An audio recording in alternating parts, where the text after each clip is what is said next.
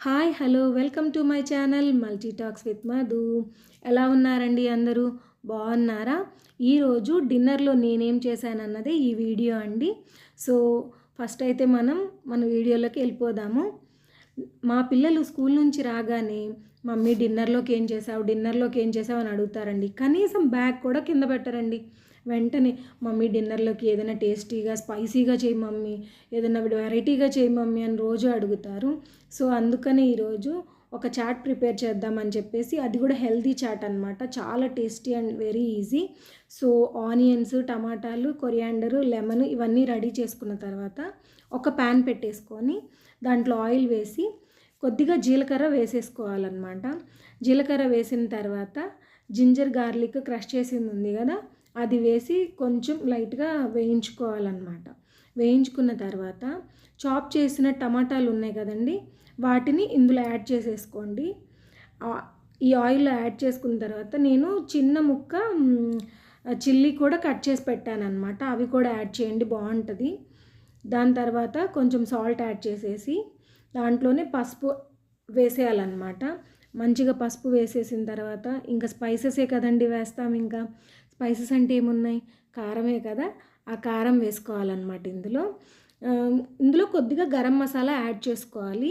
గరం మసాలా నేను ఇంట్లోనే ప్రిపేర్ చేసుకుంటానండి, చాలా బాగుంటుంది. ఈసారి వీడియోస్లో మీకు చూపిస్తాను అది. గరం మసాలా కూడా కొంచెం యాడ్ చేసేసుకున్న తర్వాత పెప్పర్ పౌడర్ కూడా యాడ్ చేసుకోవచ్చు.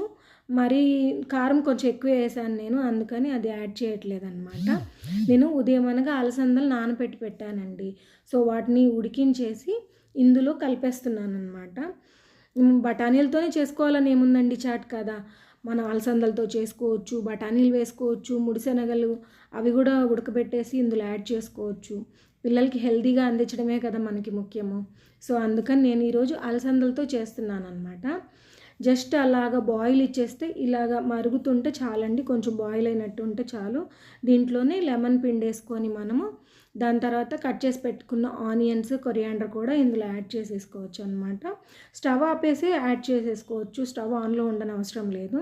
ఎందుకంటే వెంటనే తింటాం కాబట్టి ఆ పచ్చి ఆనియన్స్ తగులుతుంటే చాలా బాగుంటుంది కదా టేస్ట్. సో నా ఈ రెసిపీ మీకు ఎలా అనిపించిందండి చెప్పండి. మొత్తం కలిపేసుకున్న తర్వాత నేను చేసిన చాట్ అయితే ఇలా రెడీ అయిపోయిందనమాట.